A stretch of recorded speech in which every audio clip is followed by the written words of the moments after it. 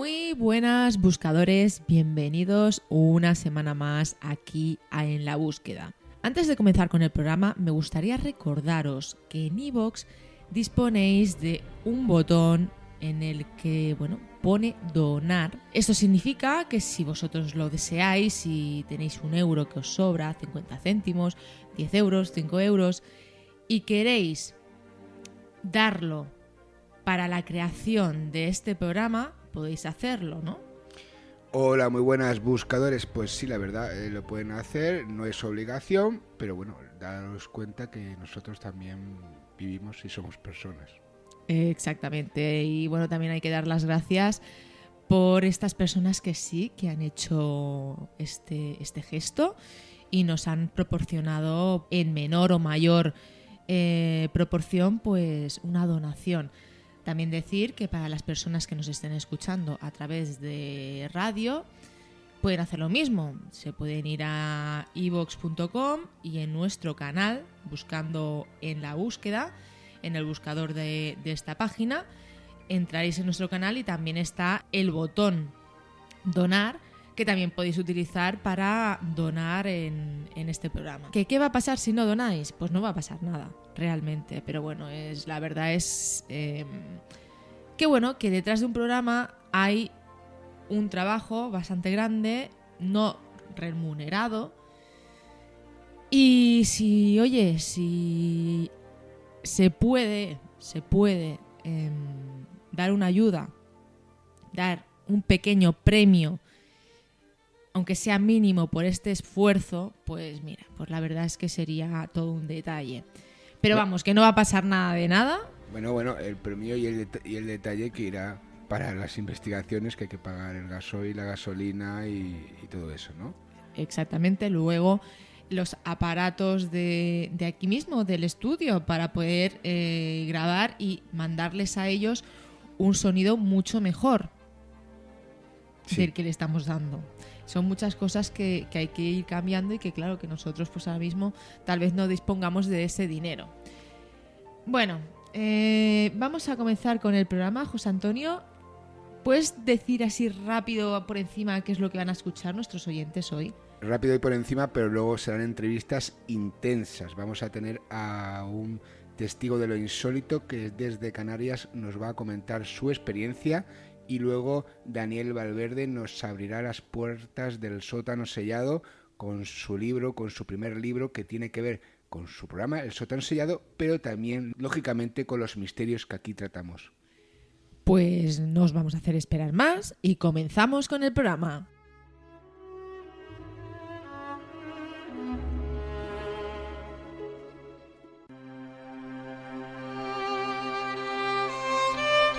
La verdad puede ser la suma de varias verdades, pero la mentira y el fraude nunca sumarán una verdad.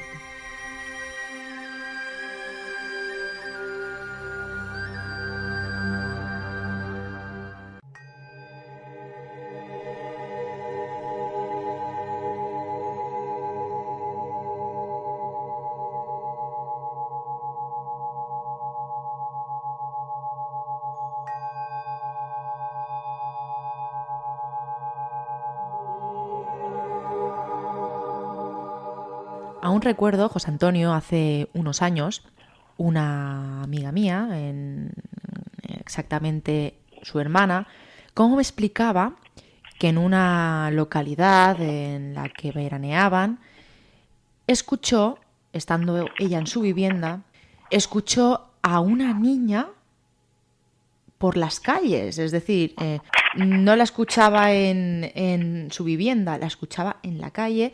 Y en esta ocasión, cuando se asomaba a la ventana, no había nadie. Son muchos, y aunque parece que no, que estas cosas ocurren en claves que tienen misterio, incluso en viviendas, pero son muchas las personas que cuentan el haber escuchado algo en las calles de sus localidades. En ocasiones sí que había algo, cuando se asomaban a las ventanas, a la terraza, al balcón, pero en otras ocasiones no. Hoy traemos en la búsqueda un testimonio que tiene mucho que ver con esto, con una experiencia que no ocurre en una vivienda, que es lo que suele pasar, sino que ocurre en las calles de su ciudad, de su pueblo. Sí, la verdad es que sí, y son casos también que la persona, tiene que haber dos factores, que se produzcan y que la persona se dé cuenta, porque si tú vas a un enclave, digamos, con misterio, ya incluso vas predispuesto a que puedes escuchar algo. Si estás en tu casa, puedes prestar más atención, pero por ejemplo, si pasa en la calle, pues también siempre se lo puedes achacar a cualquier sonido que se pueda producir, ¿no? O cualquier sonido de la calle en sí. Y es un caso que nos llega que, lógicamente, como todos, es muy interesante, y más interesante aún es poder hablar con la persona, ¿no?, que ha experimentado el caso en sí. Tenemos al otro lado del hilo telefónico, queridos amigos, buscadores, a Ezequiel Socorro, que podemos hablar con él y está en contacto con nosotros desde Gran Canaria, que nos va a contar una experiencia pues relacionada con esto que acabamos de contar José Antonio y yo. Muy buenas, Ezequiel. Hola, ¿qué tal? Muy buenas. Primero de todo, darte la bienvenida a En la Búsqueda y darte las gracias por contarnos tu experiencia. Ezequiel, ya nos has escuchado a José Antonio y a mí lo que hemos estado comentando de este tipo de experiencias. Tú tuviste una vivencia parecida a lo que he contado yo o lo que ha comentado José Antonio. Sí, exactamente. En primer lugar, pues muchísimas gracias al programa, a ustedes todos, y bueno, pues por darme esta oportunidad, pues para mí y a tantas otras personas para contar pues nuestra historia. Pues yo creo que es una manera pues de este tipo de experiencias realmente, a quien contárselo, a quien realmente pues que el tema sea tratado con un poco de seriedad, la verdad.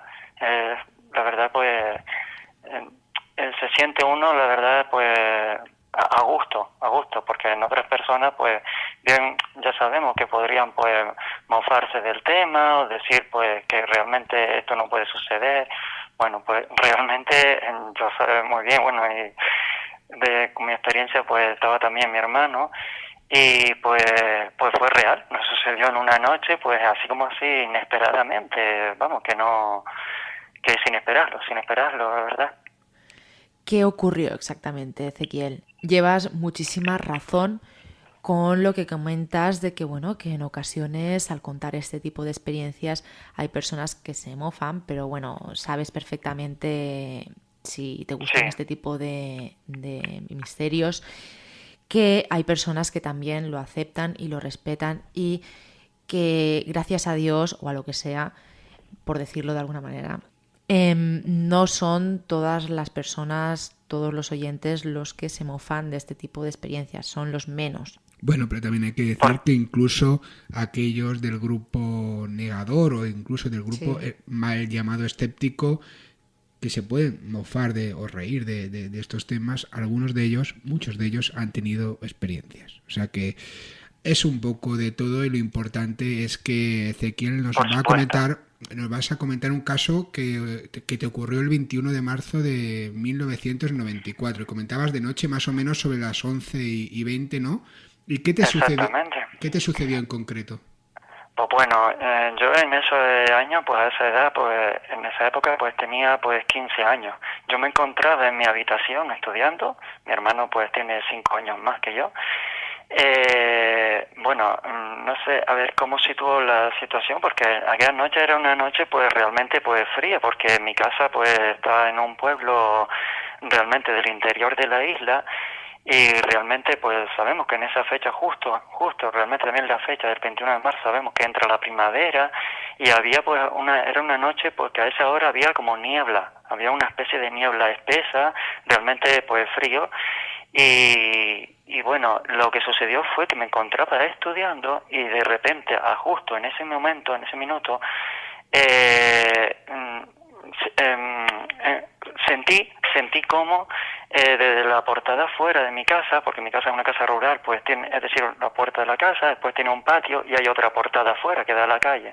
Desde la portada de fuera de la calle, pues de repente de repente, vamos, rompe la noche, vamos, me acuerda mucho esta historia, pues cuando el tipo de testigos dice que escuchan un crujido en la casa fuerte, porque había un enorme silencio, más les recuerdo que estamos hablando de una zona rural, tranquila, en que todavía en esa época, en la hora de invierno, anochece más pronto, y de repente se siente como, es decir, tocando en la puerta, pero un toque realmente flojo, pero una voz grave de un hombre, pero realmente aguda, grave, no gritando, no un estado de gritando, sino la voz era grave, en la que este señor decía la palabra halo, pero no lo decía como halo, yo te estoy saludando, como si fuera de algún tipo extranjero, podemos recordar, no sé, si fuera un alemán, una persona extranjera, no, lo decía de una manera cantando. Me gustaría, de hecho, reproducir a mí mismo, de mi manera, cómo este señor pues tocaba la puerta de forma flojita y cómo lo hacía de forma cantando la palabra halo. No lo decía a esa hora de la noche, puede haber una persona pidiendo auxilio, creo que gritaría más, se le notaría en la voz. Este señor lo hacía de la siguiente manera: halo. Y así, continuamente, de forma continuada, durante 7 y 8 veces. Claro, eso te irrumpe en esa hora de la noche, en el silencio. Vamos, a mí sí me dejó el corazón temblando. Mi hermano estaba levantado, la casa es de 2 plantas, estaba en la parte superior su habitación, también estaba en la planta baja, y él enseguida salió de su habitación, se asomó así, porque hay una especie de corredor, yo salí en la parte de abajo hacia el salón, y nos miramos los dos, a pesar solamente con la luz de su habitación y de la mía, nos veíamos, pero vamos, teníamos una cara de incredulidad, de no saber qué hacer. Por mi parte, bueno, y la de él igual, porque me lo dijo después, nos daba miedo abrir la puerta de la casa, salir afuera al patio y ver quién era. Sentíamos miedo a esa hora. Mis padres estaban durmiendo, mi hermana también en otra habitación, pero lo más insólito es que ellos ni se inmutaron, no se despertaron, mientras que nosotros dos, vale, porque éramos los dos únicos que estábamos levantados, pero lo escuchamos a la perfección. Y el hombre continuadamente, pero la palabra halo de esa forma, cantada. Nunca creemos que era una persona que estaba pidiendo, hola, ¿qué tal? A ver, a esa hora de la noche. Tampoco en un sentido de voy a pedir auxilio o voy a tocar aquí en esta puerta. No sé, la palabra halo, de hecho ya podemos después comentar en sí la palabra, sea con H o sin H.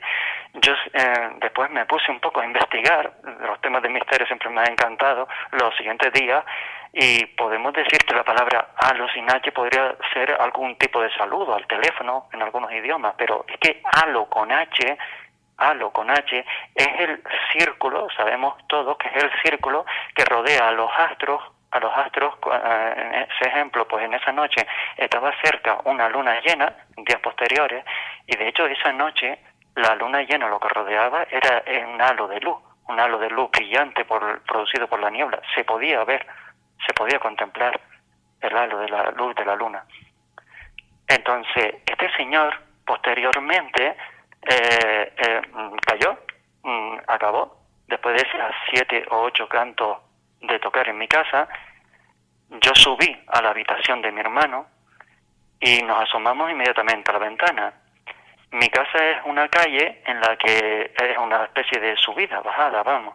En este caso, este señor bajaba y de hecho paró en mitad de la calle, justo debajo de una farola. Delante también hay otra casa, pero a esa casa no tocó.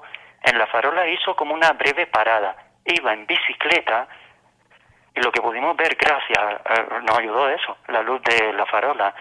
Llevaba como una especie de gabardina y iba con un sombrero y como que miró hacia atrás, y a pesar de que era de noche con la luna, tampoco no era tanta la distancia, sí pudimos ver que era una persona con barba.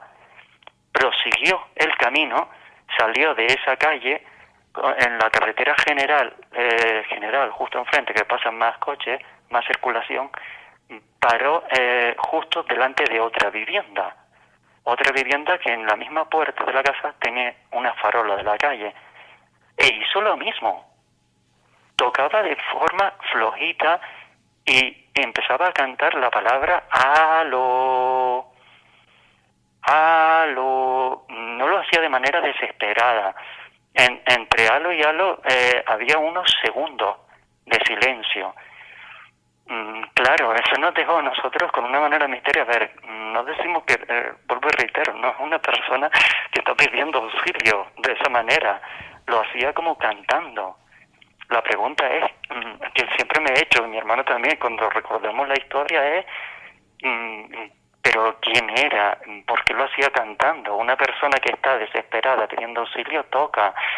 Una persona, si está en un estado normal, hola, y está bien en sus cabales, sabe que a esa hora no se toca de la noche. De hecho, en una zona rural, gente más o menos media mayor de edad.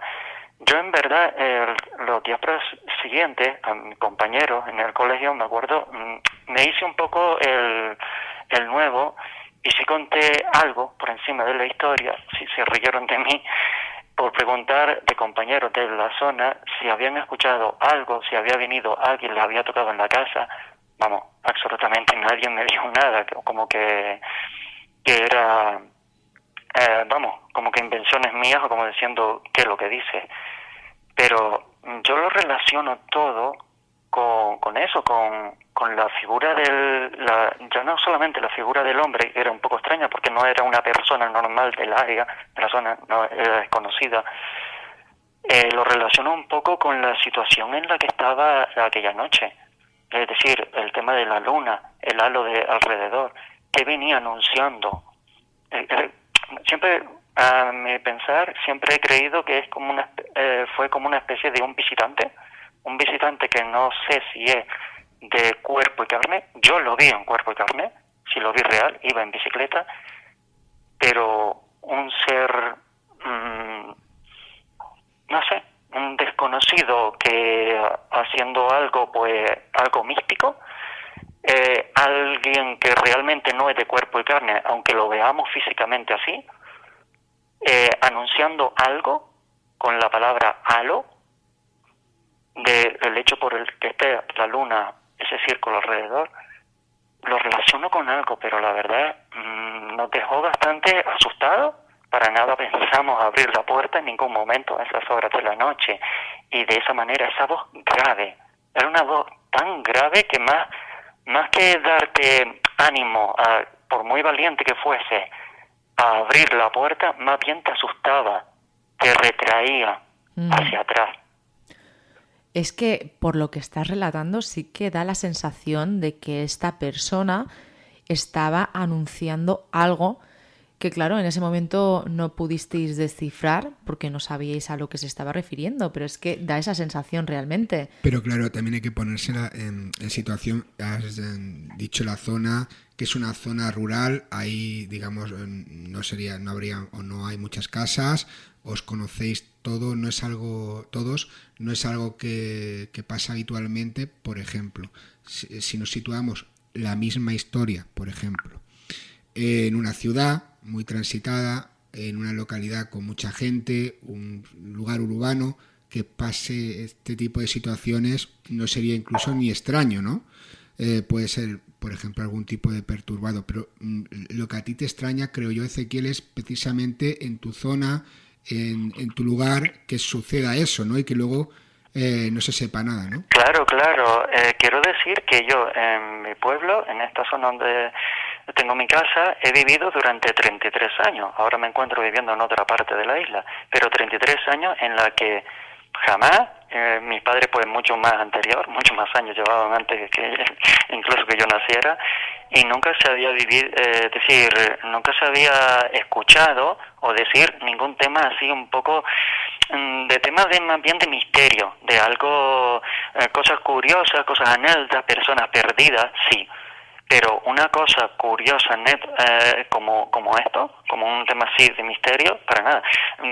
Sí quiero decir que al día siguiente, claro, se lo dijimos a nuestro padre, a nuestra madre, nos sorprendió que el hecho que ellos no se despertasen, ¿vale? Estarían dormidos ya, pero es decir, que nosotros nos hemos levantado y claro, lo podemos escuchar, pero lo dijimos y bueno, también se rieron de un poco de nosotros, como diciendo, ustedes lo soñaron, ustedes se están inventando alguna historia que se reunieron anoche en la misma habitación y nos están gastando una broma. vamos, no nos tomaron en serio, pero bueno, como que el tema pasó a los pocos días de lado y bueno, se olvidó. Pero vamos, nosotros lo recordamos y yo, vamos, es que lo viví y siempre sigo, a pesar de que pasen los años, siempre sigo con esa sensación, con ese misterio, recordar, tener a veces la sensación de cuando estoy de noche y a esas horas de acordarme de la historia y de pensar quién era, qué quería decir, por qué lo hacía, por qué tocaba en la portada de esa forma tan flojito, una persona desesperada toca fuerte, además de decir, hola, ¿qué tal? Ábreme, por favor, pido auxilio, socorro. Dice algo más.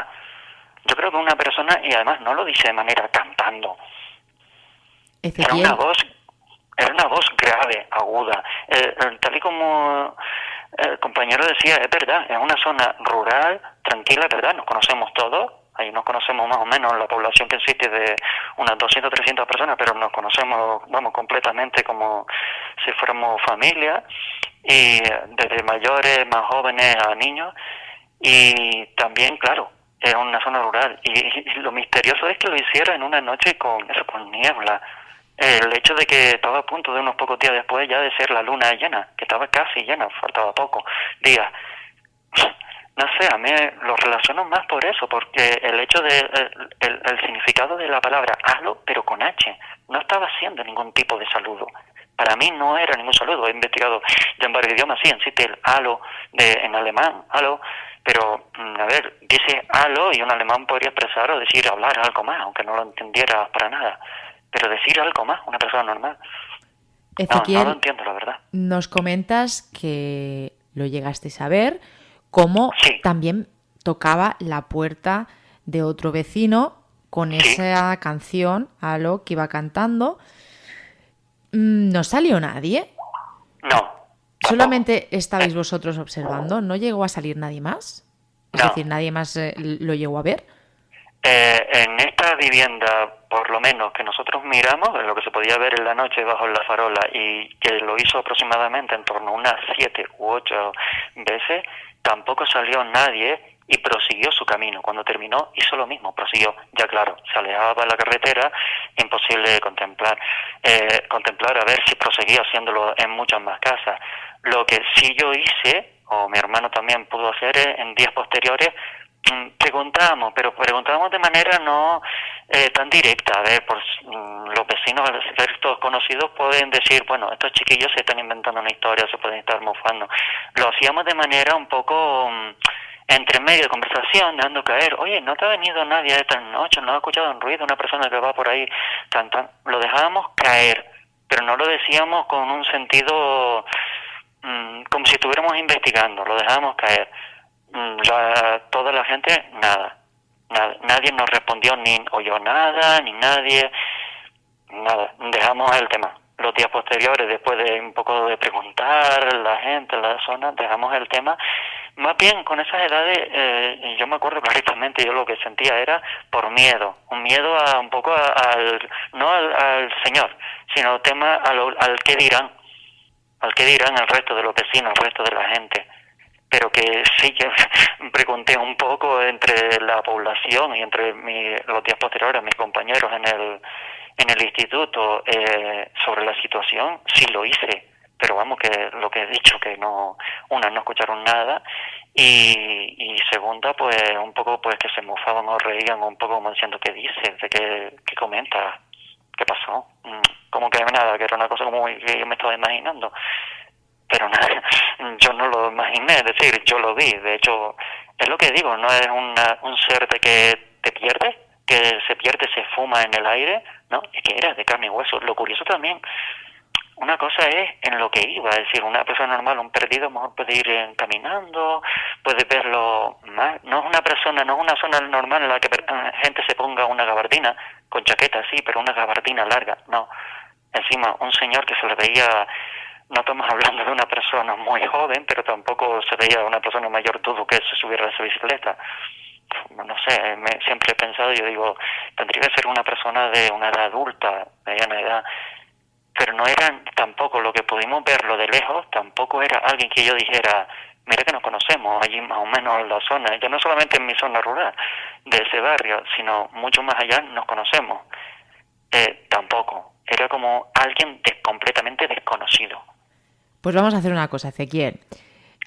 Vamos a pedir ayuda a nuestros oyentes. Si ellos entienden lo que estaba haciendo este señor, porque hayan escuchado algún tipo de leyenda, porque les haya ocurrido lo mismo, porque a alguien cercano a ellos les haya pasado algo parecido, y nos pueden ayudar y pueden despejarnos un poco esta incógnita, que se pongan en contacto con nosotros, sea contacto @enlabúsquedaradio.com, a ver si nos pueden dar algún tipo de ayuda, y nosotros nos pondremos en contacto contigo y a ver si entre unos y otros podemos llegar a algún tipo de conclusión. Sí, la verdad es que ayudarían bastante, ¿no? Ese tipo puede suceder en alguna otra así aldea, pueblo, en el que le haya sucedido algo, si no exactamente igual, pero muy parecido, similar, con condiciones. ¿Qué puede ser? No sé, es que es una sensación de saber quién es, ya no solamente el quién era, sino qué quería decir, qué quería transmitir. Bueno, Que no quería, y sobre que todo no quería Ezequiel, llamar. si eso luego tiene una posterior consecuencia en vosotros, en vuestra familia o en vuestros convecinos. Me recuerda un poco a una leyenda, a un caso que es de la Pesanta, que también tocan a la puerta, pero suceden cosas. Posteriormente suceden otro tipo de cosas. Tiene una similitud, pero no es exactamente lo mismo, porque en ese caso, en esa leyenda, Sí. no se ve a la persona en sí, sino que tocan a la puerta y luego salen y no hay nada, ¿no? Y también hay como una mano marcada, es diferente. Porque en tu caso, Ezequiel, después de esta visita no os pasó nada extraño, ni ningún acontecimiento importante, algo a destacar. Pues no, exactamente, pues nunca, no, es decir, algo similar, así exacto, pues no vivimos, es decir, No, pero no me particularmente. refiero, Ezequiel, perdona que te interrumpa, no me refiero a si te ocurrió algo similar a esto, sino me refiero a si ocurrió algo en tu familia, algo que pudiera estar anunciando este señor. Tampoco. Tampoco. No. Yo lo que quiero lo asimilo por el tema, de ahí que era el ambiente, era el momento, lo relaciono como siempre a algo como relacionado con la naturaleza, por el medio natural en el que la zona era, por la zona de la meteorología, por la luna, es decir, lo relaciono como, a veces he pensado, a veces, disculpar si quizás mi imaginación va mucho más allá, pero sí soy un poco, pues claro, divago un poco, intuyo, y yo digo, como si fuera un personaje de la propia naturaleza anunciando algo, es decir, el hecho de la idea de la primavera o el hecho de que el halo que insistía esa noche en nuestro astro, la luna, lo relaciono como algo así, fuese el ser este la persona de carne y hueso que iba anunciando algo, podríamos decir, o fuese realmente un personaje realmente, vamos a decir, un poco imaginario, venido de la nada. Es decir, lo relaciono siempre con algo en sí, en el medio en el que nos encontramos. Estamos hablando de un medio rural, de campo, en el que había una especie de niebla, en el que a esas horas de la noche pues hace frío. De ahí esas conexiones, porque es que no me cabe ningún otro tipo de persona que fuera o que se escuchara después en los medios de comunicación, oye, que van a un personaje que está yendo por los pueblos, que es un a eso me refería yo anteriormente cuando te he preguntado, que si es un tipo de personaje en un medio rural que hace este tipo de cosas, alguien, luego tiene que haber algún tipo de repercusión. Oye, Ezequiel, o a tu padre o a tu madre, ayer escuchaste que se pasó un loco a las 11:20 por la noche tocando las puertas del pueblo. ¿Quién sería? O sea, eso es en un pueblo, si pasa algo así, todo el mundo se entera. Claro, es que eso es lo curioso, porque en los pueblos, digamos, yo siempre he sido así de pueblo, ahora de hecho me encuentro viviendo en otro, y claro, nos conocemos un poco a la larga todos, y ese tipo de acontecimientos, de noticias corren muchísimo, pero es que esto nada, es que vino en la nada y se quedó en la nada. Pues... Es decir, ni hubo un antes, porque me acuerdo perfectamente, minutos antes, lo único que existía era el sepulcral silencio de la noche, en el que te encuentras en tu habitación sola, y de hecho estudiando, es que ni tan siquiera con un medio de una radio encendida, mi hermano mate lo mismo en su habitación, y es que posterior a lo que aconteció y lo que vimos, es que de la nada, vivimos solamente ese momento, esos minutos, lo vivimos ambos, lo que vimos, lo que sentimos, y se quedó también en la nada. Eso también es que es algo también misterioso, porque después lo fuerte es, si lo vivieras solo, quizás dice, pues quizás puede ser algo en el subconsciente y tal, y que encima no es nada, que también, a ver, mi hermano pues pensaba y nos sentábamos, oye, tú estabas ya durmiendo, tú tenías sueño, para nada, es decir, que lo sentimos, es decir, las mismas sensaciones, sentimientos, experiencia de lo que vimos y tal, era mutuo. Era de uno el otro, es mi hermano más mayor, entre el medio era mi hermana. Pues eso es precisamente, Ezequiel, lo anecdótico que estás comentando y lo que te ha marcado durante tanto tiempo. Hay que decir que el caso, como decía al principio, es del 21 de marzo de 1994 y ya estamos en el 2017. Muchísimas gracias, Ezequiel, por hacernos partícipe de tu experiencia. Y nada, por aquí, por ser un buscador y por intentar buscar respuestas a lo vivido, y a ver si alguien nos escribe a contacto@labusquedaradio.com o a través de las otras vías de comunicación. Uh-huh. Y sí, entre todos, pues vamos a intentar encontrar respuestas a ese hecho que quieras que no, pues te marcó un poquito en la vida, y también a tu hermano. Muchísimas gracias, Ezequiel. Muchísimas gracias. Vale, de acuerdo. Muchísimas gracias a todos. Vale, gracias. Adiós. Quedamos así.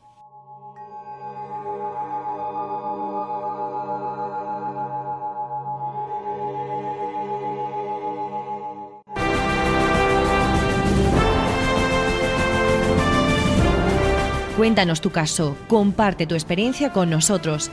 Ya no estás solo, ya no estás sola.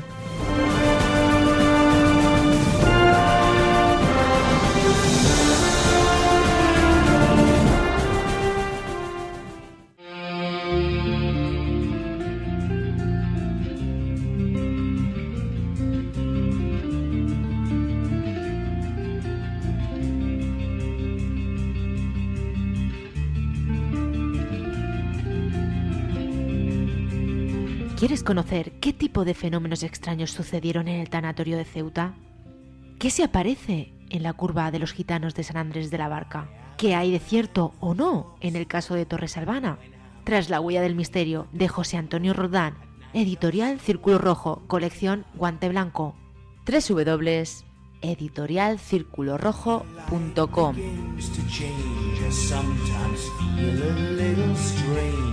Little anxious when it's dark. Fear of the dark. Fear of the dark.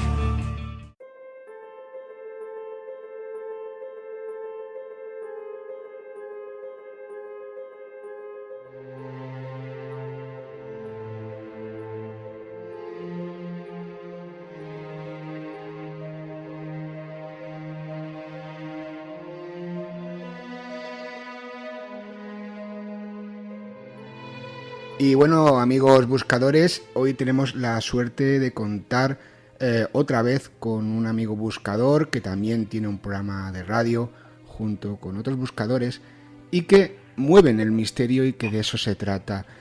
Vamos a presentarlo ya porque quiero avanzar en la entrevista y porque también nos va a comentar una experiencia en primera persona, y nos va a traer también la noticia de un niño de papel que tiene que ver mucho con el programa que hace. Muy buenas, Daniel Valverde, ¿cómo estás? Muy buenas, pues aquí estamos, genial. Sí. Muchas gracias por contar conmigo.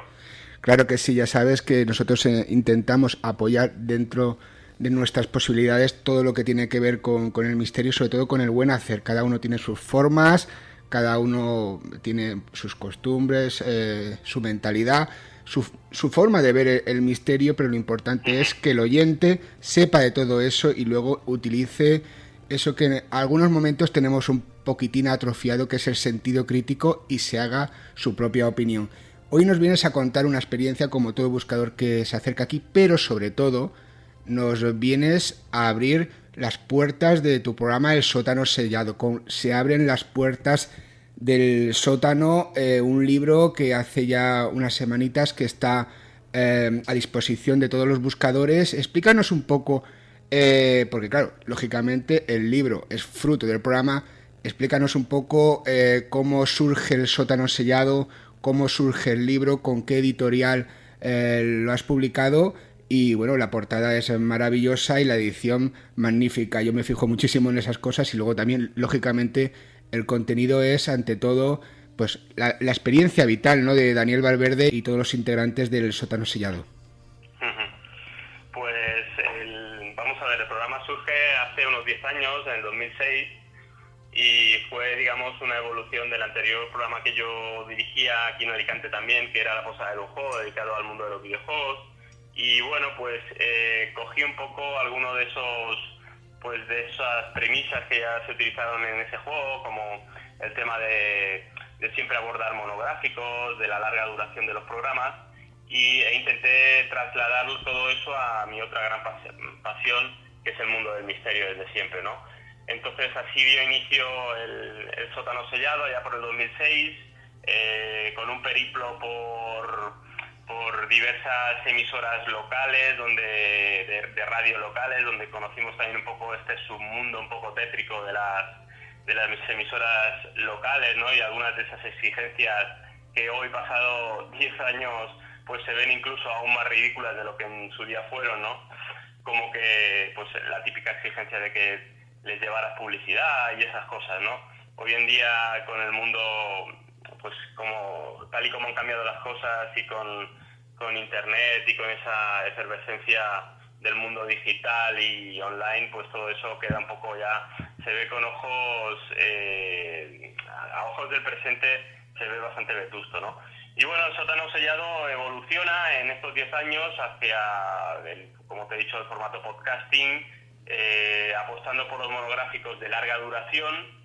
Hay que decir que empezamos con un programa semanal, con una emisión semanal, y claro, pues todo eso implicaba una serie de circunstancias que, digamos que los requisitos que imponía el programa y nuestro modus operandi, pues digamos que hacían bastante inviable la permanencia de un programa de estas características con una emisión semanal. Entonces, bueno, pues actualmente, en la actualidad, el Sótano Sellado pues alberga podcasts o episodios de casi, a veces, 20 horas de duración, entre 7, 8 horas y 20 horas, ¿no?, que es nuestro récord actual, y bueno, donde se abordan monográficos. Este libro es un reflejo es un compendio más bien de 18 de aquellos primeros misterios de la primera temporada, ya por el 2006. Son los misterios más vetustos, los que acompañaron al programa en su génesis, en su origen. También son algunos de los que, bueno, pues de los que yo guardo con más cariño, ¿no?, ahí en el cajón de los recuerdos. Y bueno, en realidad fue una iniciativa de los oyentes este libro, porque los oyentes pedían que todas esas editoriales, esas introducciones que yo radiaba al principio, y radio al principio de cada programa, introduciendo un poco al tema al oyente, dando una opinión también personal, pues me pedían en correos electrónicos que por qué no las recogía en un libro, y así ha sido. Con el paso del tiempo también es verdad que ha mutado un poco la idea, y he decidido ampliarlas, remasterizarlas, actualizarlas con nuevos datos, y también contemplarlas bajo mi prisma actual de visión de esos misterios, que en muchos casos ha cambiado o ha mutado, ¿no? En 10 años dan para mucho en el mundo del misterio, y sabes que son misterios vivos, que mutan, que metamorfosean. Y bueno, este es el libro que hoy escribiría, o mi visión, mejor dicho, que hoy escribiría de esos misterios, ¿no? Claro, Daniel, porque ahí tú has hecho un muy buen apunte. Uno está aquí en la búsqueda de respuestas y pasa el tiempo, ¿no? Pasan los años, y uno no ve los misterios hace 10 años como los ve ahora, más que nada si estás metido en el tema del estudio de esas investigaciones. Ya no hablo del mundillo del misterio ni del misterio en sí. Y bueno, lógicamente, si no ves un avance, si no ves una evolución, algo pasa, ¿no? Por ejemplo, Algo que sí que yo, que estoy muy metido en el tema de radio desde hace muchos años, alabo, ¿no? Lógicamente el trabajo que hacéis y la dificultad, ¿no? de mantenerse durante tanto tiempo, porque no estás tú solo, sino que es un grupo de personas el que está detrás del sótano sellado, y también luego ahora, como tú dices, en el mundo del podcast, que es un mundo también con sus misterios, ¿no? ¿Cómo lo hacéis, no? ¿Cómo lo hacéis? Y ahora, sobre todo, en los últimos años, nosotros que hemos estado unos meses, un año y pico largo de stand-by con la búsqueda, también han surgido numerosos programas de misterio. ¿Cómo hacéis para continuar, para no desanimaros, no quemaros? ¿Y qué piensas un poco del panorama de los programas de misterio? Porque, como te decía al principio, como decían los buscadores, vosotros tenéis un sello particular y personal, nosotros también, pero bueno, eso está visto reflejado. ¿También cada programa tiene su sello en el mundo del misterio, o cómo lo ves tú? Hombre, yo creo que es algo que siempre he denunciado, ¿no? Yo creo que, y es algo que también abarca, por ejemplo, al tema de las publicaciones en papel, ¿no? Yo creo que actualmente falta carisma, falta personalidad, y sobran programas clónicos, ¿no? Basados, a mi gusto y a mi modo de entender estos temas, basados en una fórmula clásica que se sigue repitiendo, y yo creo que hoy en día, con el estallido también de todas las tecnologías online y digitales, creo que es una fórmula ya muy obsoleta. Es decir, debemos dar un paso adelante, ofrecer al oyente algo distinto, y sobre todo siempre una marca, ¿no? Como tú bien decías, una marca personal, algo que sea distinguible, ¿no? por todos los oyentes, y no ofrecer más de lo mismo, ¿no? Creo que eso es muy importante. En el sótano sellado esta es una premisa que siempre hemos intentado de llevar a cabo, ¿no? Siempre cuando abordamos un programa, por ejemplo ahora el de Rennes le Chateau, el monográfico sobre Rennes le Chateau y el misterio de Saunier, intentamos recurrir y aportar datos que sean novedosos, o que como mínimo no se hayan repetido hasta la saciedad, ¿no? A veces parece que muchos misterios siguen inmóviles, ¿no? Que bueno, están ahí petrificados, siempre rodeados de los mismos datos, de las mismas cosas, y la verdad es que cuando uno profundiza en los temas, cuando uno va más allá, cuando intenta ofrecer algo distinto, te das cuenta que realmente sí que existen estudios nuevos, aportaciones nuevas. Lo que pasa es que no llegan al oyente. Es decir, es mucho más fácil y mucho más sencillo copy-pastear, repetir hasta la saciedad lo mismo que ya está.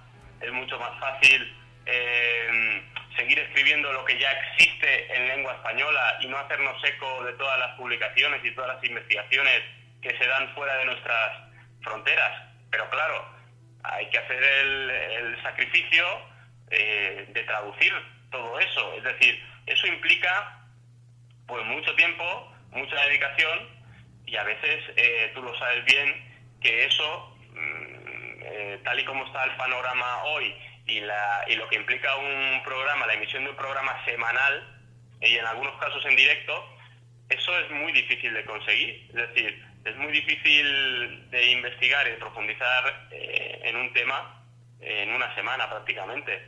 Y bueno, pues eso es lo que nosotros al final, con el sótano sellado, hemos valorado, ¿no? Es decir, ha llegado un momento en el que nosotros ya hemos pasado por esas etapas, ojo, ya, como te decía al principio, el sótano empezó con una periodicidad semanal en emisoras locales, pero nosotros al final hemos creído que para ofrecerle realmente al oyente algo distinto, para aportar algo nuevo, para ofrecer un producto de calidad, con un sello distinguible, con algo que nos diferencie del resto, lo que teníamos que hacer era preparar exhaustivamente los programas, documentarnos hasta la extenuación y ofrecer un producto al final que reúna todas esas características que a mí me parece que el oyente debe conocer o tiene que tiene que asimilar para poder acercarse, y digo acercarse porque al final todos estos temas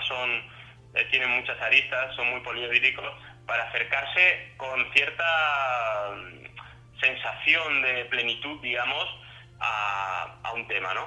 Y por eso yo creo que falta en estas lides del misterio programas que realmente profundicen en los temas y no pasen de puntillas, ¿no? Repitiendo lo que ya, yo a veces lo comento, ¿no? Digo, es que estos señores, ustedes lo están vendiendo como una novedad, y esto ya lo decía, ya lo afirmaba Andreas Faber-Kaiser hace 30 años o hace 20 años.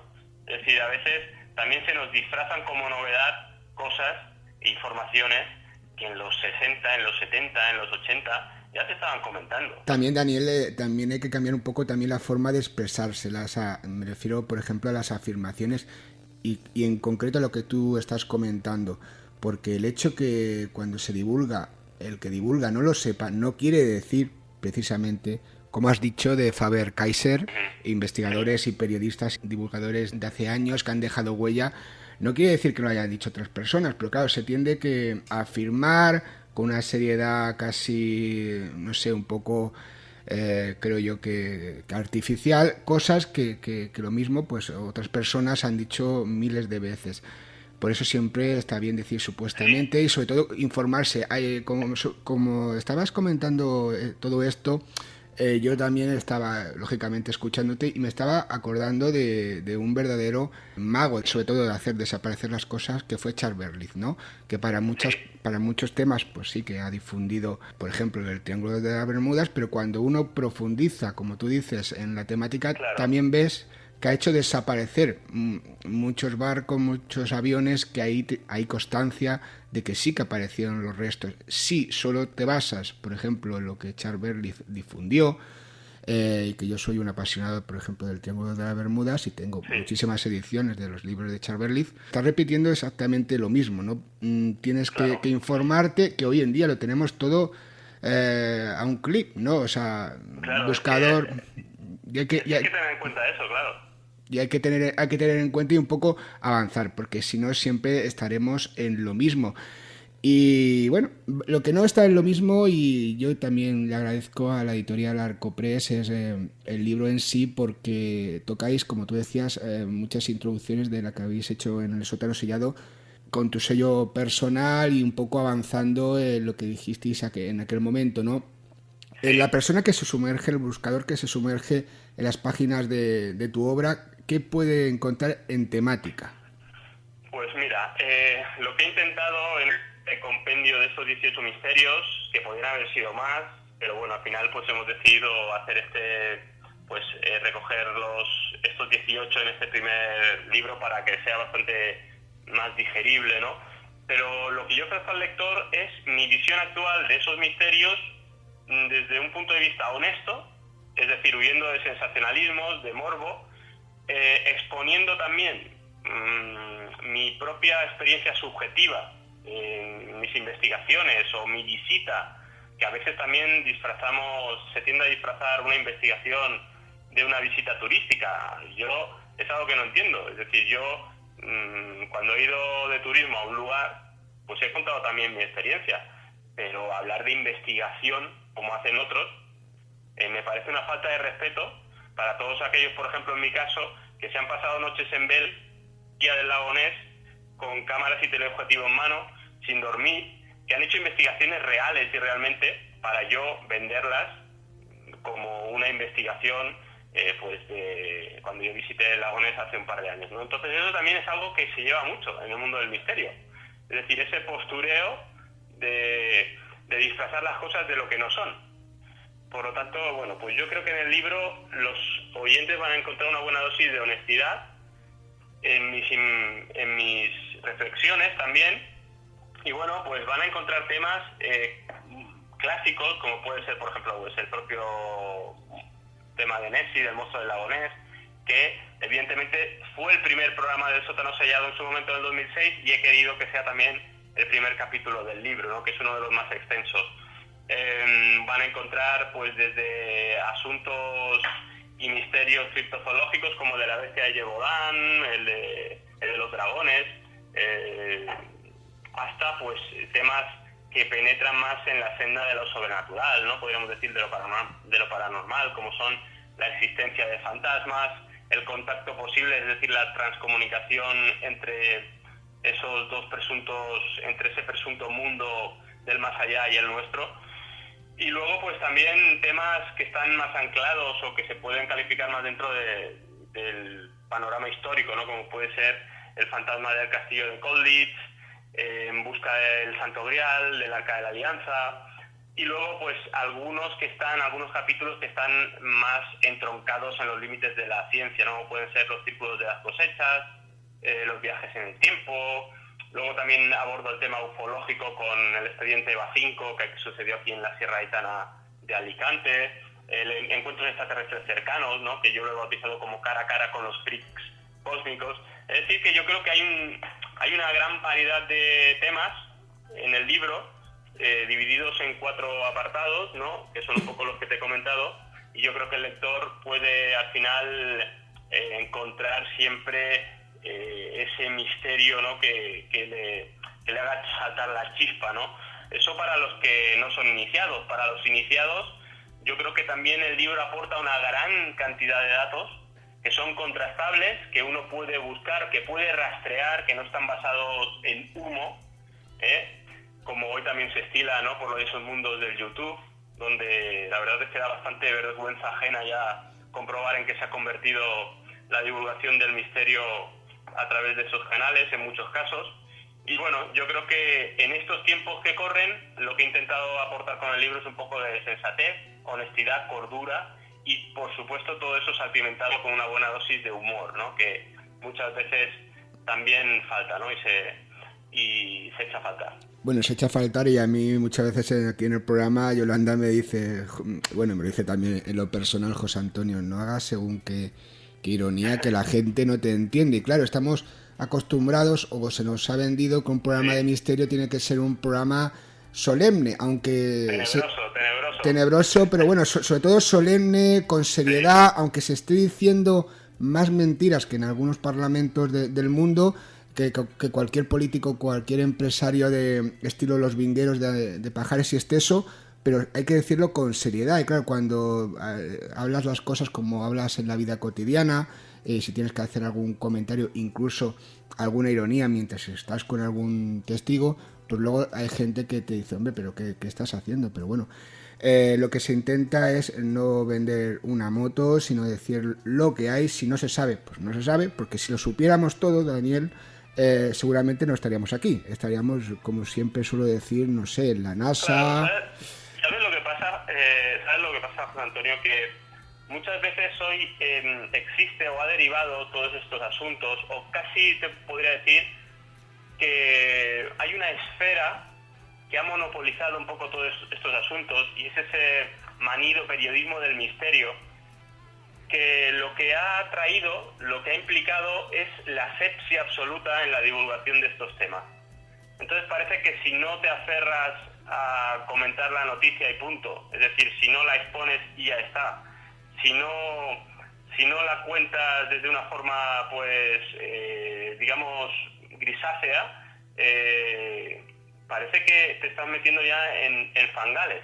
Bueno, pero también Daniel, si se hiciera, perdona que te interrumpa, si se hiciera de esta manera, harían una parte que estaría bien, sería algo positivo, que es difundir, divulgar un tema. El problema es cuando se difunde o se divulga algo que de antemano se sabe que es mentira. Bueno, eso claro, ya por supuesto. Claro. Por supuesto. Y se sigue haciendo, y se hace. Y se hará. Y se hace, porque es un poco a lo que te he comentado antes, porque para empezar existen egos gigantescos en este mundillo, y a mí, por ejemplo, no se me caen los anillos, ni me cuesta reconocer que en el 2006, cuando yo radio parte de estas introducciones o abordo estos temas en el programa, a mí no me cuesta reconocer que en muchas ocasiones estoy seguro que me equivoqué, sencillamente. Y a mí no me cuesta reconocer que lo que yo he escrito hoy, en el 2017 o en el 2016, pues puede ser ligeramente distinto, es decir, mi opinión ha mutado, ha cambiado de lo que yo creía en el 2006. Bueno, Daniel, pero en algunos datos que incluso das en el libro en el 2017, pueden venir 10 años después un nuevo dato y bueno, y derrumbarte lo que tú has dicho, pero bueno, es lógicamente, si tú haces otra divulgación o otro libro y lo expones, de eso se trata, ¿no? Exactamente, el problema es aquellos divulgadores o aquellos misteriólogos que, a pesar de saber que lo que están escribiendo o afirmando ya ha sido desmentido, incluso a veces hace tiempo, siguen repitiéndolo. Es decir, siguen obsequiándonos con titulares pomposos que sirven de cliffhanger, sirven de anzuelo para que los visitantes o los lectores piquen. A mí eso me parece realmente muy grave, ¿no? Que hoy en día, además, porque estas cosas, cuando se realizaban pues en los años 60 o 70, bueno, pues mira, la gente también no tenía la manera muchas veces de contrastar las informaciones, el acceso a cualquier tipo de publicación era muy complicado, pero la existencia de Internet ha democratizado y nos ha puesto al alcance muchos datos y muchas publicaciones en un solo clic. Es decir, podemos conocer ahora mismo la publicación de un paper científico que ayer la Universidad de Michigan publicó, ¿no? Y subió online. Es decir, esto hace 20 años era impensable. Entonces, hoy no hay excusa para que nos cuelen esos goles. Entonces, yo critico igual al divulgador insensato que al consumidor de misterio acrítico, aquel que no se molesta en contrastar las informaciones y en compartir muchas veces noticias, que las redes sociales son hoy en día un nido de noticias y de hoax absurdos, y gran parte de la culpa no la tienen aquellos que digamos provocan estas noticias virales, porque en realidad, y siendo honestos, esta gente lo que quiere y lo que persigue no es es decir, esta gente no busca la verdad, no busca las respuestas, busca clics y visitas a sus enlaces, a sus sitios web y a sus vídeos de YouTube. El problema es de aquella gente que hoy, en el 2017, no tiene un espíritu crítico y se dedica a creerse a pie juntillas lo que corre por la red de redes. Entonces, a mí me parece también muy reprochable las dos actitudes, la de unos y la de otros, ¿no? Por lo tanto, yo con este libro lo que he querido es también, digamos, separar un poco el trigo de la paja y ofrecer datos que son contrastables, ¿no? En ese mare magnum que hoy cualquiera puede encontrar por ahí por internet, ¿no? O por todo ese acervo de documentación que muchas veces uno no sabe, sobre todo aquellas personas que se acercan por primera vez a estos temas, uno no sabe muy bien a quién creer ni qué creer. Bueno, es que tampoco se debería tratar de creer, sino de contrastar, de corroborar, porque claro, si hablamos de creer ya es algo ciego, ¿no? Y has comentado de los años 60, y lo hemos referido ya en otras ocasiones durante la entrevista, y bueno, los años 60 no, porque soy viejo, pero tanto no. Conozco gente que al día de hoy, por suerte, está aún viva, y luego he conocido a lo largo de mi trayectoria gente y yo lo he hecho, de escribirnos por carta, por eso que algo hoy en día está tan anquilosado, ¿no? De escribirte por carta, y hablábamos de casos, te intercambiabas información, y hoy, Daniel, y buscadores, casi, y parecerá una tontería, ¿no? Casi lloro cuando algún supuesto investigador me pregunta sobre algún caso de los que yo he investigado antes de divulgarlo, ¿no? Porque se suele divulgar casos que yo he investigado, Yolanda, o cuando investigaba con mi hermana Marisol, sin decirnos absolutamente nada, cuando, lógicamente, cuando tú hablas de un caso, ya no me refiero ni siquiera a la autoría, porque eso ya hoy en día es casi utópico, sino me refiero a preguntarme datos del caso, que yo siempre gustosamente lo doy. Pero bueno, vamos a centrarnos en el libro, donde hablas de seres y criaturas criptozoológicas, ¿no? ¿Tú piensas que al día de hoy algunas de ellas realmente pueden cruzar esa barrera de la criptozoología y realmente ser reales? ¿Existir, encontrar algún día pruebas de ello? Yo estoy convencido de que sí. Lo que pasa es que, yo lo comento en el libro, ¿no? Muchas veces estas criaturas, digamos que deambulan o pululan entre los límites de lo ultraterreno, ¿no? Como afirmaba John Keel, ¿no? Y a veces uno tiene la sensación de que muchos de estos avistamientos de criaturas, ¿no? Se me ocurre, por ejemplo, ahora esos famosos Black Cats, ¿no? Que trascienden los límites, digamos que implican una cierta manipulación de la conciencia del observador, ¿no? Y es algo que nos remite a la raíz de todos estos asuntos, ¿no? A esa magonia de Jacques Vallée, ¿no? Sí que es verdad que hay que diferenciar casos, pues, dentro del mundo de la criptozoología muchas veces se meten en el mismo saco casos que no tienen nada que ver. Es decir, por ejemplo, para mí un tema criptozoológico puro y duro podría ser el monstruo del lago Ness. Pero, por ejemplo, la bestia de Gévaudan, que es otro de los casos que yo abordo, para mí, y tal y como han transcurrido las investigaciones, todos los datos aportados, que también reflejo en el libro, de investigaciones y de investigadores franceses como Jean-Marc Morisot y otros, yo creo que, por ejemplo, en el caso de la bestia de Gévaudan, hoy, en pleno siglo XXI, no podemos catalogarlo dentro de la criptozoología, porque para mí el responsable, o mejor dicho, los responsables de aquellos actos no tuvieron nada de criptozoológico. Es decir, es un caso con una solución más mundana y terrenal de lo que muchos creen y de lo que muchos han difundido por el simple copy-pasteo de las informaciones que han circulado por este país.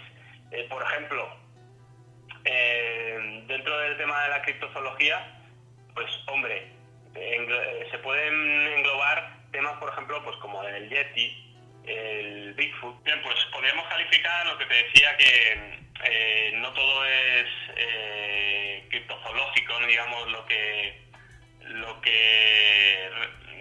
reluce, sino que, pues por ejemplo, comentaba que el Yeti, Bigfoot, todos estos criptomínidos sí que reúnen en parte todas esas características, tanto a nivel de testimonios como a nivel de su propia naturaleza, y porque muchos de ellos el enigma sigue indescifrado, sí que evidentemente podemos calificarlos como seres criptozoológicos, pero esto no ocurre en todos, porque digamos en todos los casos, porque evidentemente la investigación, sobre todo muchos casos que antaño pues figuraban dentro de esas listas de seres extraordinarios y criptozoológicos, muchos de esos casos ya han sido explicados, ¿no?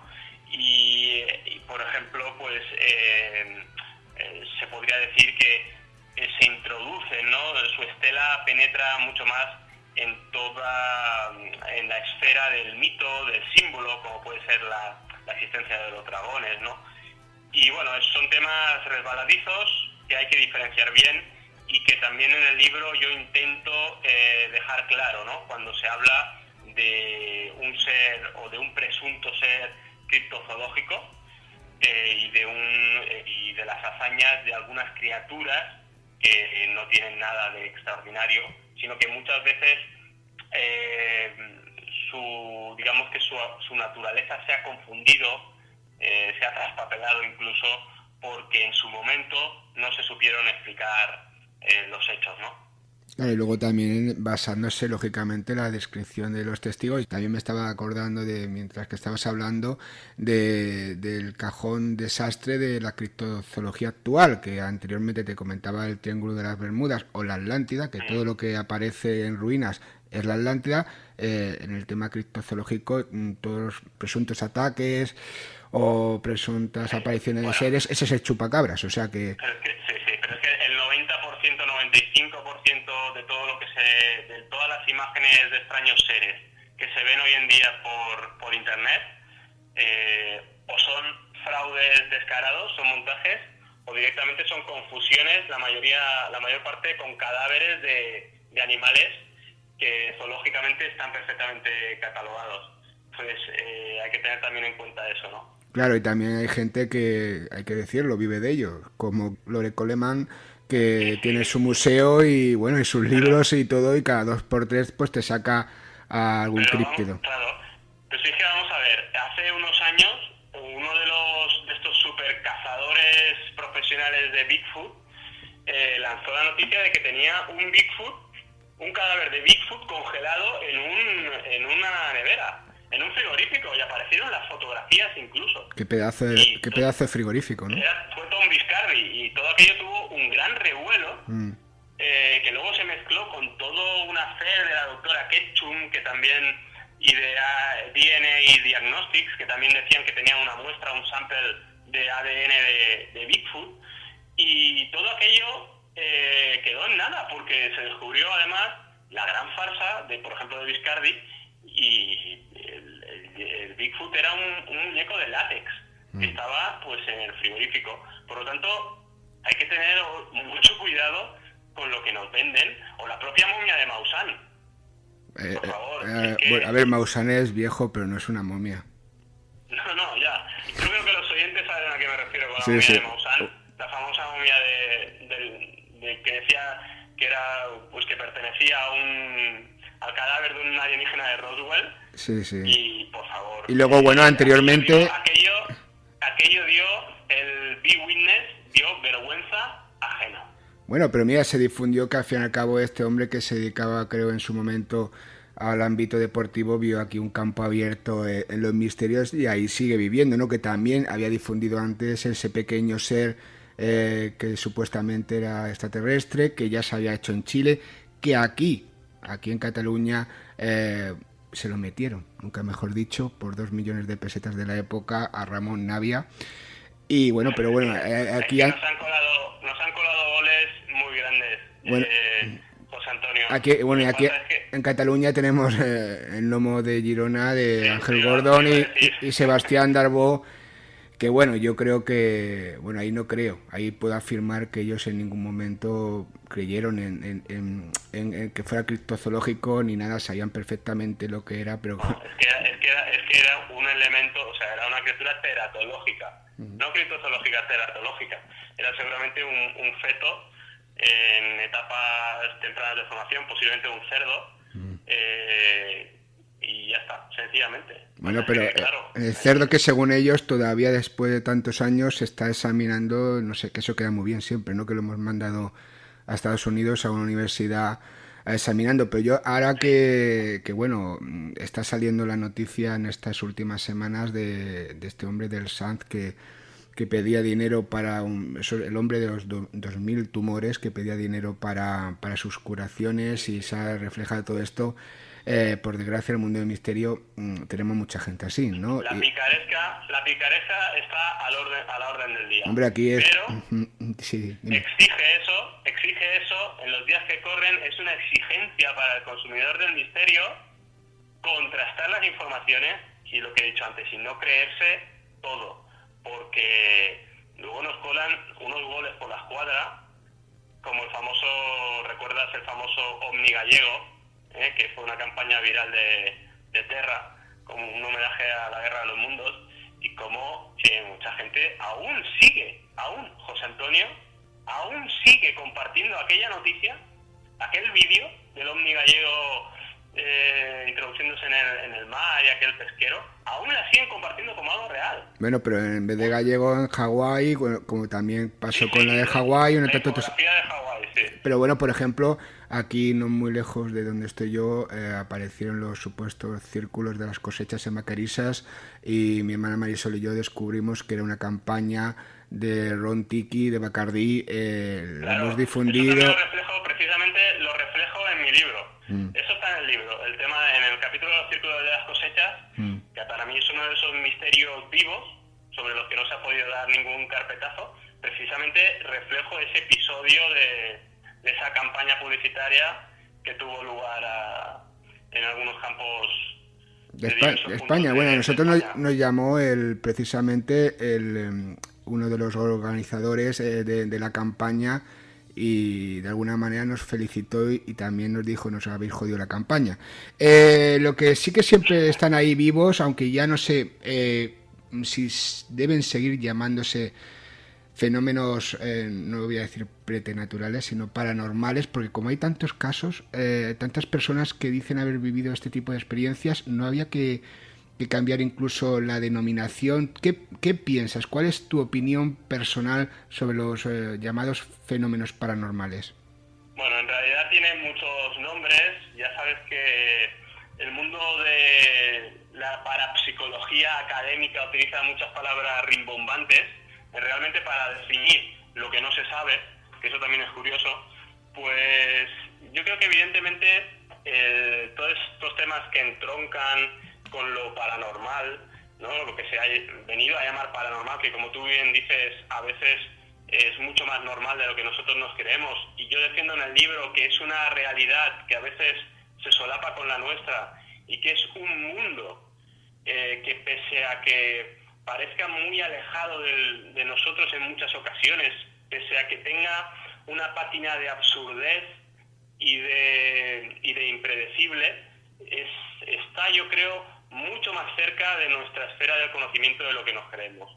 Por lo tanto, sí estoy de acuerdo contigo con que estos temas habría que empezar a abordarlos y ya normalizarlos, porque creo que forman parte de nuestra realidad poliédrica.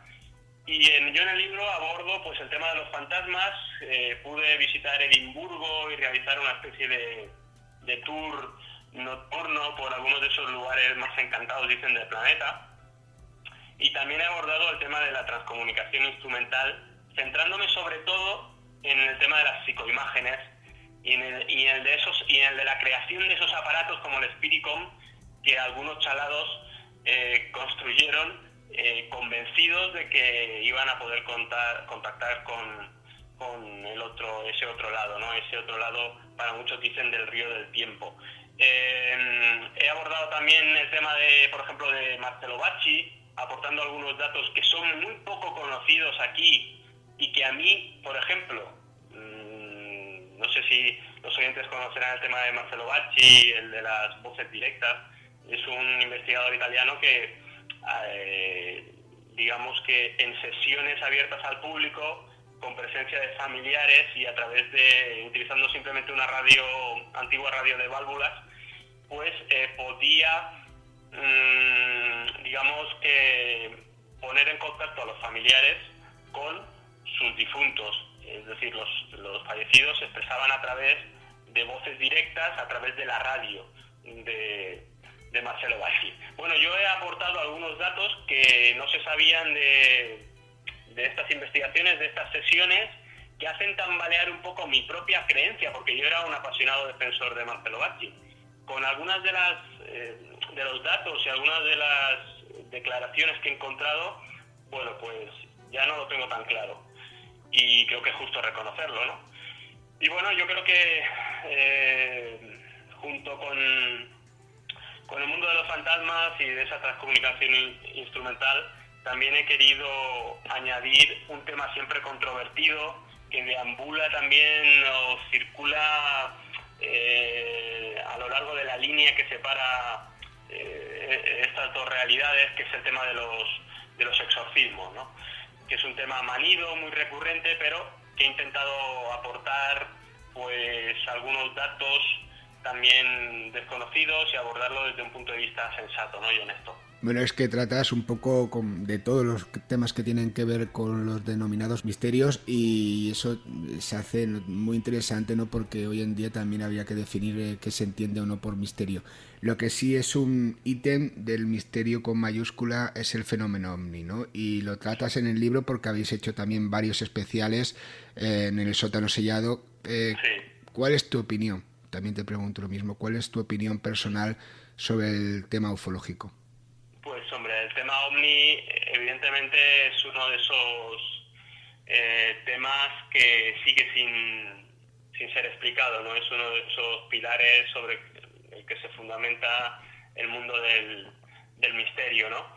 Y evidentemente es un tema, es un ámbito de estudio que realmente ha evolucionado muy poco. Es decir, conocemos muy poco, pero es que hace 40 años o prácticamente 30 años prácticamente conocíamos lo mismo. Es decir, no hay grandes avances porque el propio fenómeno ovni es mimético como él solo, muta y parece también, como sucede en otros ámbitos de este mundo forteano, ¿no? Como sucede también en los fenómenos paranormales, parece que el fenómeno también juega y depende en cierta manera del testigo, ¿no? Por lo tanto, para mí el fenómeno ovni es uno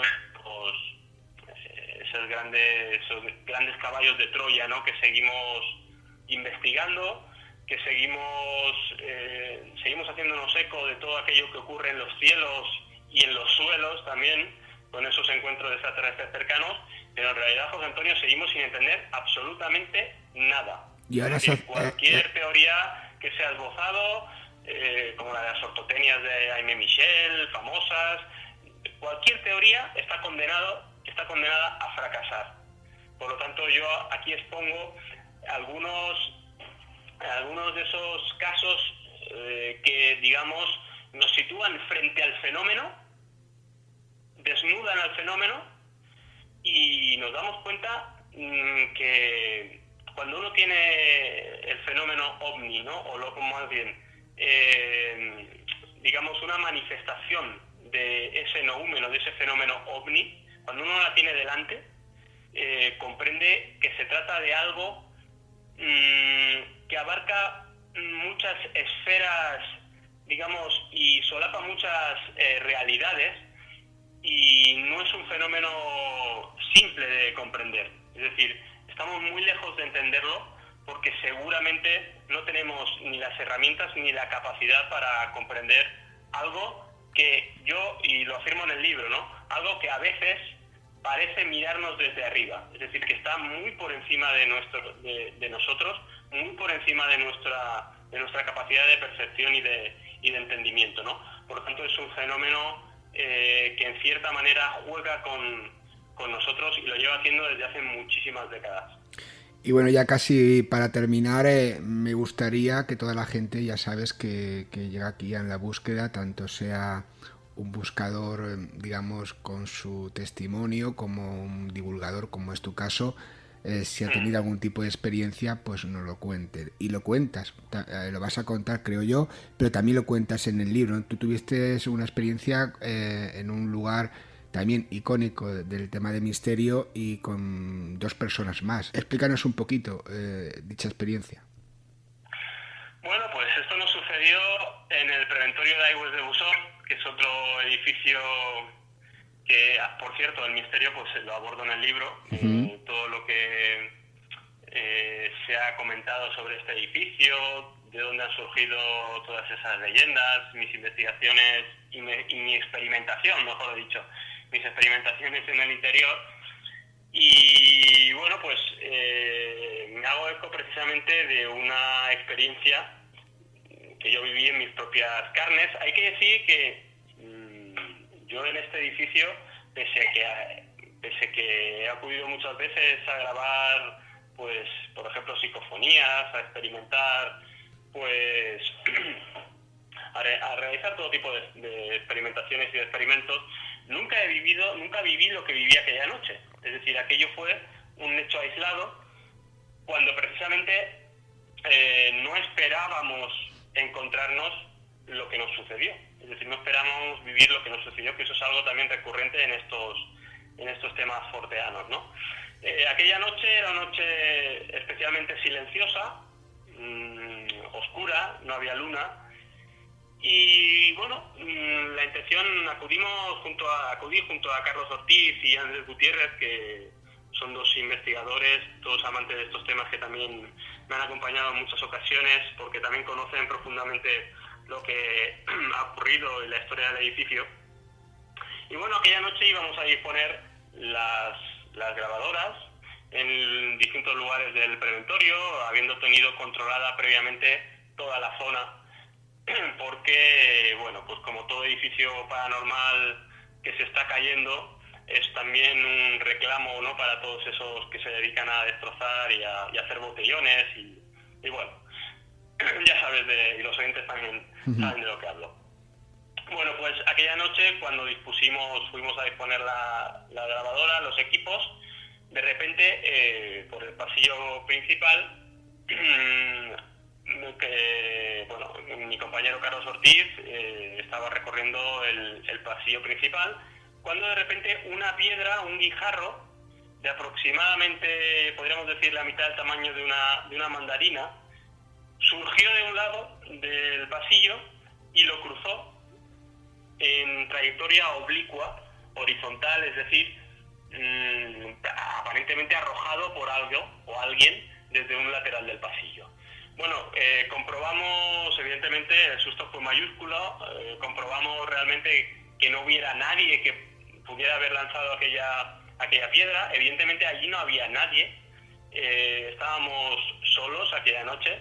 Evidentemente era una zona muy oscura y sin linternas, sin luz artificial, pues es imposible guiarte, ¿no?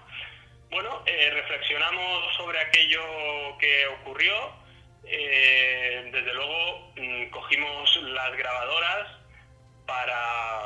pensando también, José Antonio, porque es lo primero que piensas, que puede realmente pues haber alguien escondido. Bueno, es lo más lógico, ¿no? Claro. Es lo más lógico. Y más en un sitio que, bueno, por aquel momento no sé tanto, pero más un sitio de estos que según qué día de la semana está más transitado que una calle principal. Claro. Yo me he encontrado en Belchite gente de mi pueblo de San Vicente del Sors que no veían años. O sea, con eso te lo digo todo. Sí, o sea. no, sí, el preventorio en muchas ocasiones aquello ha sido como el INEM o las Ramblas en Hora-Punta.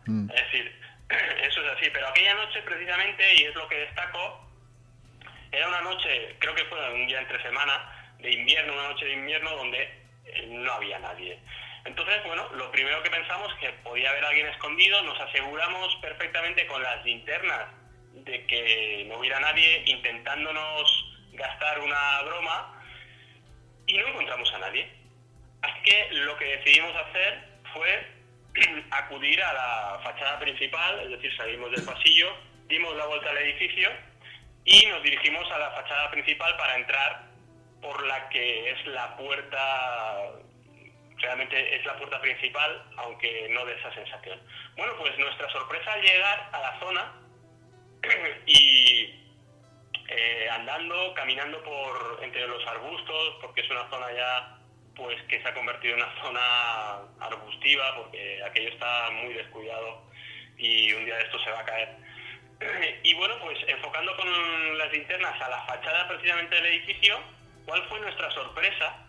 Que de nuevo otra piedra, esta más grande, esta ya sería como un puño, la vimos perfectamente, cómo impactaba contra la fachada del edificio de abajo a arriba y de nuevo en trayectoria oblicua, es decir, no podía ser un desprendimiento, sino que era algo que fue arrojado desde abajo para que impactara en la parte superior, prácticamente en la cornisa, y luego cayera. Bueno, tú imagínate, aquella era la noche de los guijarros, ¿no? La noche de las piedras. Voces y psicofonías ninguna, pero piedras, pues parecía que algo estaba reclamando la atención, o alguien estaba reclamando nuestra atención a pedrada limpia. Evidentemente, de nuevo, lo que pensamos es que podía haber alguien escondido, ¿no? Una especie de ninja nocturno que se dedicase a la absurda tarea de lanzar piedras, ¿no?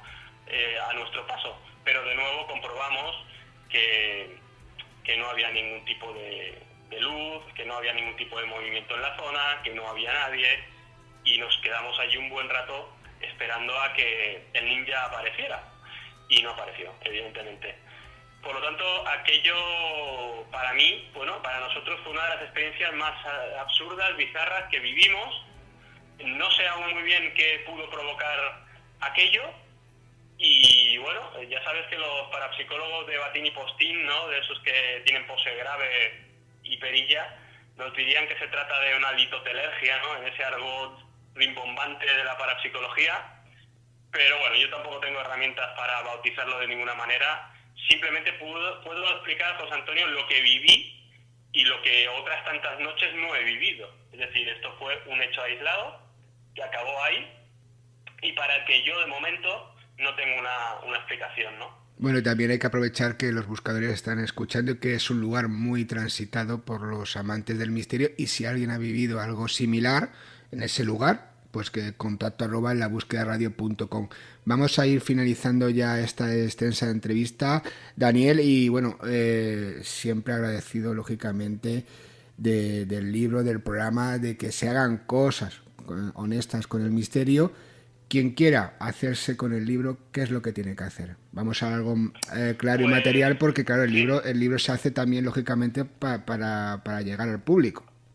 Claro, pues sí, el libro afortunadamente, y gracias a la editorial Arcopress, la verdad es que no me puedo quejar porque este proyecto ha sido, digamos que muy mimado por tanto la editorial Arcopress y todos sus profesionales del grupo Almuzara, tanto por la editorial como por también amigos y oyentes y compañeros del mundo del misterio que se han volcado también con el proyecto, ¿no? Con este proyecto en papel, con Se abren las puertas del sótano, como son por ejemplo Jesús Callejo, que he tenido la fortuna de que lleve a cabo el fantástico prólogo, o mi buen amigo Salvador Larroca, que es un fiel oyente del programa, que bueno, me obsequió con esa portada, ¿no? Esa portada que la verdad es que para mí me parece alucinante, ¿no?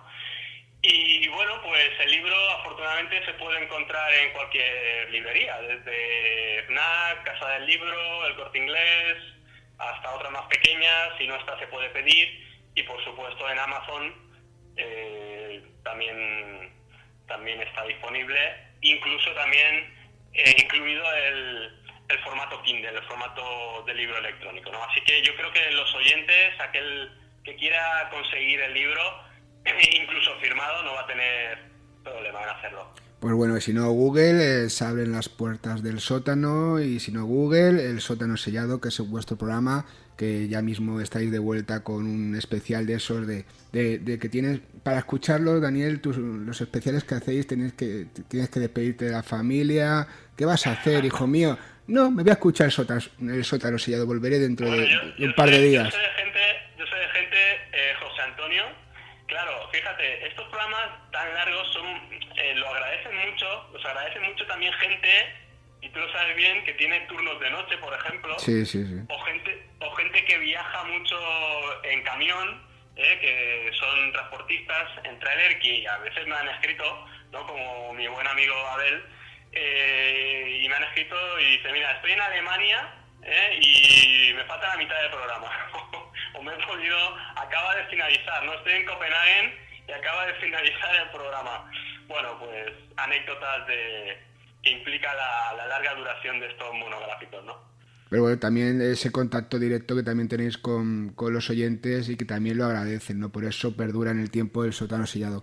Muchísimas gracias, Daniel, por el libro, por tu trabajo, lógicamente por el programa del sótano sellado, y sobre todo por ser un buscador. Hasta la próxima. Hasta la próxima, José Antonio, y felicidades también por vuestra labor, ¿eh? Yo rompo también una lanza a favor de la búsqueda, porque en estos tiempos donde incluso se ha discutido, ¿no?, la fiabilidad del testimonio, vosotros reivindicáis que realmente en la mayoría de los casos es lo único que existe, y es, digamos, la piedra filosofal, ¿no?, la piedra fundamental de muchos de los casos del mundo del misterio. Un abrazo muy grande. Un abrazo.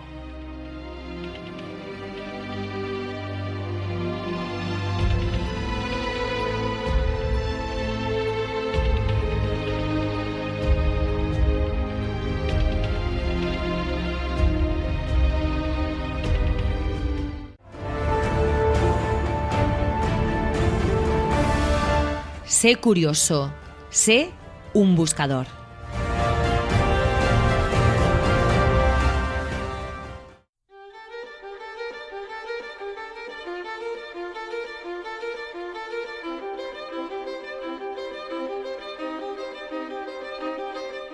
Pues bueno, buscadores, hasta aquí el programa número 114 de En la Búsqueda.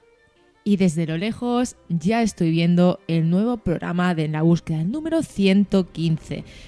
Chicos, chicas, nos oímos, nos escuchamos, nos vemos. ¿Dónde? Aquí, en La Búsqueda. Hasta la semana que viene.